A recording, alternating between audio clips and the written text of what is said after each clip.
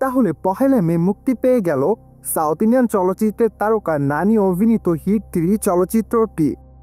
চলচ্চিত্রটি অবশ্য মুক্তি পাওয়ার পর থেকে দর্শকদের কাছ থেকে বেশ ভালো প্রতিক্রিয়া পাচ্ছে চলচ্চিত্রটি। তাই তো বলাই বাহুল্য যে চলচ্চিত্রটি এবার বক্স অফিসে ব্যাপক পরিমাণ অর্থ ইনকাম করবে। বাই দ্য ওয়ে, চলচ্চিত্রটি নির্মাণের দায়িত্বে ছিলেন নির্মাতা শৈলেশ কলানো। এমনকি চলচ্চিত্রটির মাধ্যমে the first time south Indian চলচ্চিত্রের তারকা নানি এবং সাউথ ইন্ডিয়ান চলচ্চিত্রের দর্শকপ্রিয় তারকা শ্রীনিধি শেট্টিকে একসঙ্গে চলচ্চিত্রের পর্দায় অভিনয় করতে দেখা যায়। তাছাড়া চলচ্চিত্রের পর্দায় তাদের দুজনের কেমিস্ট্রি রীতিমতো দর্শকদের কাছে নজর কাড়ার মতোই ছিল। এমনকি চলচ্চিত্রের পর্দায় বেশ কয়েকটা ক্যামিও চরিত্রে সাউথ ইন্ডিয়ান চলচ্চিত্রের দর্শকপ্রিয় তারকাদের অভিনয় করতে দেখা যায়। তাই তো বলাই বাহুল্য যে চলচ্চিত্রটি দর্শকদের কাছে সম্প্রতি বেশ ভালো প্রতিক্রিয়া পাচ্ছে। চলুন তাহলে জেনে নেওয়া যাক চলচ্চিত্রটি আসলে কেমন ছিল এবং চলচ্চিত্রের গল্পটি কেমন ছিল। So let's jump into the main video. চলচ্চিত্রের গল্পটি শুরু হয় মূলত কাশ্মীরে ঘটে যাওয়া একটি মার্ডারকে কেন্দ্র করে, যার তদন্তের ভার পড়ে অর্জুন সরকারের কাছে। যদিও চলচ্চিত্রের পর্দায় নানিকে অর্জুন সরকারের চরিত্র অভিনয় করতে দেখা যাবে, তাছাড়া ঘটনাক্রমে একটা পর্যায়ে যে মার্ডার করে তাকে ধরতে সক্ষম হয় নানি। মূলত তারপরই দেখা যায় চলচ্চিত্রের পর্দায় আরেকটি মার্ডার, কিন্তু একই প্যাটার্নে যখন বিহারে মার্ডারটি হয় তখন অবশ্য অর্জুন সরকার বুঝতে পারে যে এটি মূলত সাইকো কিলার ঘটনার কোনো কিছু হতে যাচ্ছে। পাশাপাশি তখন অবশ্য সে বিহারে যায়, এমনকি যে মার্ডারটি করে তাকে সে নিয়ে আসে। ঠিক তখনই সেই খুনিকে আনার সময় দেখা যায় একটি গোলাগুলির দৃশ্য। এমনকি একটা পর্যায়ে ঘটনাক্রমে কাশ্মীর থেকে বদলি করে দেওয়া হয় অর্জুন সরকারকে। তারপর অবশ্য অন্য রাজ্যে আসে তিনি। এমনকি একটা পর্যায়ে অর্জুন সরকার বুঝতে পারে যে এই মার্ডারগুলোকে আটকাতে হলে তাকে অবশ্য সেই সাইকো কিলারদের গ্রুপে অ্যাড হতে হবে, যার জন্য অবশ্য তাকে অতিরিক্ত 2টি মার্ডার করতে হবে।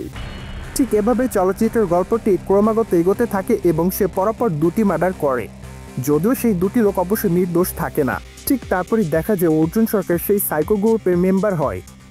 এমনকি একটা পর্যায়ে তাকে সেই সাইকো গ্রুপের মেম্বাররা ইনভাইট করে।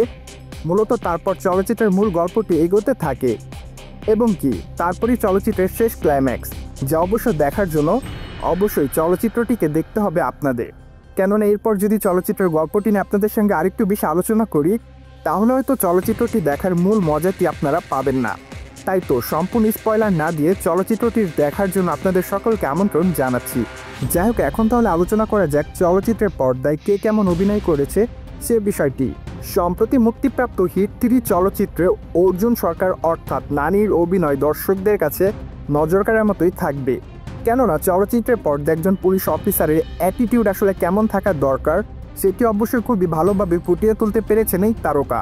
পাশাপাশি চলচ্চিত্রের পর্দায় একজন চক্ষুষ পুলিশ অফিসারের চরিত্রে অভিনয় করতে দেখা যায় তাকে।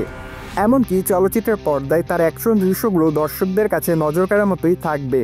ওভারঅল সবকিছু মিলে বলাই বাহুল্য যে চলচ্চিত্রের পর্দায় তার অভিনয় এবার দর্শকদের কাছে নজর কাড়ার মতোই থাকবে। ঠিক এরপরই রয়েছে অভিনেত্রী শ্রীনিধি শেট্টির অভিনয়। যদিও চলচ্চিত্রের পর্দায় নায়িকা খুবই কম রান টাইম পেয়েছে, তাছাড়া যতটুকু রান টাইম পেয়েছে সেখানে তিনি তার গ্ল্যামার এবং অভিনয় দক্ষতার মাধ্যমে দর্শকদের কাছে নজরে ছিলেন বরংবার।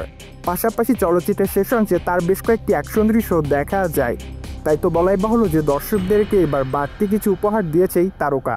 তাছাড়া আশা করা যাচ্ছে যে সকল দর্শকদের কাছে তার অ্যাকশন দৃশ্যগুলো নজর কাড়ার মতোই থাকবে। সো ভিউয়ার্স, আপনি আসলে শ্রীনিধি শেট্টির অভিনয় দেখার জন্য কতটুকু এক্সাইটেড তা অবশ্যই কমেন্ট বক্সে জানাতে কিন্তু ভুলবেন না। চলুন তাহলে এবার আলোচনা করা যাক চলচ্চিত্রের পর্দায় ক্যামিও চরিত্রের অভিনয়টি আসলে কেমন ছিল। বাই দ্য হিট 3 চলচ্চিত্রে ক্যামিও চরিত্রে অভিনয় করতে দেখা যায় সাউথ ইন্ডিয়ান চলচ্চিত্রের দর্শকপ্রিয় তারকা আদি বিশেষকে। যদিও চলচ্চিত্রের সম্পূর্ণ গুরুত্বপূর্ণ সময়ে এই তারকার এন্ট্রি ঘটে, তাই তো বলাই বাহুল্য যে তার চরিত্রটি এবং তার অভিনয় স্কিল এবার দর্শকদের কাছে নজর কাড়ার মতোই থাকবে। তাছাড়া তাকে অবশ্য চলচ্চিত্রের কোন মুহূর্তে দেখা যায় মূলত সেটুকু আপনাদেরকে বলছি না, কেননা চলচ্চিত্রের মূল ক্লাইম্যাক্স অংশে দেখা যাচ্ছে তাকে। তাই তো চলচ্চিত্রের কোন অংশে তাকে দেখা যাবে আগে না পরে সেটি অবশ্য এখনই বলছি না ভিডিওতে, কেননা এইটুকু বললে হয়তো চলচ্চিত্রটি দেখার জন্য তেমন একটা এক্সাইটমেন্টের মধ্যে থাকতে দেখা যাবে না আপনাদের। তাই তো চলচ্চিত্রের প্রতি এক্সাইটমেন্ট বাড়ানোর জন্যই চলচ্চিত্রের কোন ক্যারেক্টারকে কখন অভিনয় করতে দেখা গিয়েছে তা আপনাদের সামনে উপস্থাপন করা হচ্ছে না এই ভিডিওতে। কিন্তু এটুকু বলছি যে চলচ্চিত্রের পর্দায় তার চরিত্রটি সত্যি অসাধারণ ছিল। সেই সাথে চলচ্চিত্রের পর্দায় অন্যান্য ক্যারেক্টারগুলো তারা তাদের জায়গা থেকে বেশ ভালো অভিনয় করতে পেরেছে। তাই তো বলাই বাহুল্য যে চলচ্চিত্রের পর্দায় সকলের অভিনয় এবার দৃষ্টিনন্দন থাকবে। কিন্তু দুঃখের বিষয় এই যে চলচ্চিত্রের রান টাইমটি হয়তো আরেকটু বেশি হলে চলচ্চিত্রের গল্পটি দেখে দর্শকরা মজা পেত, কেননা চলচ্চিত্রটি আমার দৃষ্টিতে একটু বেশি তাড়াতাড়ি এগিয়ে গিয়েছে। মূলত সাইকো থ্রিলার ঘরানার চলচ্চিত্রগুলো এতটা তাড়াতাড়ি না এগিয়ে চলচ্চিত্রের পর্দায় হয়তো নির্মাতারা আরেকটু বিস্তারিত দেখাতে পারত। যাই হোক, সেটা তো অবশ্য তারাই ভালো জানে, কেননা চলচ্চিত্রটি যেহেতু তারা মেকিং করেছে তার মানে তো তারা তাদের পূর্ব পরিকল্পনা অনুযায়ী চলচ্চিত্রটি নিখুঁত এবং সুন্দরভাবে মেকিং করার পরিকল্পনা ছিল। মোরওভার চলচ্চিত্রের পর্দায় ক্যামেরার কাজটি সত্যি নিখুঁত ছিল। পাশাপাশি জম্মু কাশ্মীরের বেশ সুন্দর লোকেশনে চলচ্চিত্রের শুটিংয়ের কাজগুলো করা হয়েছে। এমনকি চলচ্চিত্রের শেষ ৪৫ মিনিটে যে বাসার মধ্যে চলচ্চিত্রের শুটিংয়ের কাজটি করা হয়েছে, সত্যি বলতে সে লোকেশনটিও সুন্দর ছিল। তাই তো বলাই বাহুল্য যে চলচ্চিত্রের পর্দায় বেশ ভালো কিছু লোকেশন দেখতে পারবে সকল দর্শকরা, যা অবশ্যই সকল দর্শকদের কাছে নজর কাড়বে। অ্যাট লাস্ট এটাই বলা যাচ্ছে যে ২০২৫ সালের সব থেকে ধামাকাদার সাইকো কিলার ঘটনার চলচ্চিত্রের মধ্যে অন্যতম থাকবে হিট 3। কেননা চলচ্চিত্রের পর্দায় যতটা রয়েছে আবেগ, ঠিক ততটাই রয়েছে ভায়োলেন্স, পাশাপাশি রয়েছে সাইকোপ্যাথ, যা দর্শকদের কাছে নজর কাড়ার মতোই থাকবে। আশা করছি চলচ্চিত্রটি আপনাদের সকলের কাছেই ভালো লাগবে। তাছাড়া চলচ্চিত্রটি সম্প্রতি মুক্তি পেয়েছে, যদিও চলচ্চিত্রটি মুক্তি পেয়েছে মাত্র 2টা দিন হয়েছে। তাছাড়া এই 2 দিনের মধ্যে চলচ্চিত্রটি অলমোস্ট তার বাজেটের অর্থ উঠিয়ে নিতে পেরেছে। তাছাড়া আপনারা হয়তো অনেকেই জানেন যে চলচ্চিত্রের বাজেট অলমোস্ট 60 কোটি রুপির কাছাকাছি। তাই তো বলাই বাহুল্য যে চলচ্চিত্রের বাজেটের অর্থ এরই মধ্যে উঠিয়ে নিয়েছে চলচ্চিত্রটি। এমনকি আশা করা যাচ্ছে যে চলচ্চিত্রটি এবার ইন্ডাস্ট্রিতে রাজত্ব করবে, পাশাপাশি বক্স অফিসেও দাপিয়ে বেড়াবে চলচ্চিত্রটি। যাই হোক, এখন শুধুমাত্র অপেক্ষার পালা, কেননা এখনও তো একটা সপ্তাহ বাকি রয়েছে। যদিও মাত্র 2টা দিন হয়েছে চলচ্চিত্রটি মুক্তি পেয়েছে, তাই তো 1 সপ্তাহ পর বোঝা যাবে চলচ্চিত্রটি আসলে সর্বমোট কত টাকা ইনকাম করেছে। সো ভিউয়ার্স, আপনি আসলে নানি রেড 3 চলচ্চিত্রটি দেখেছেন কিনা?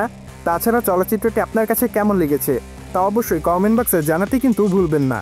And subscribe our channel for more update.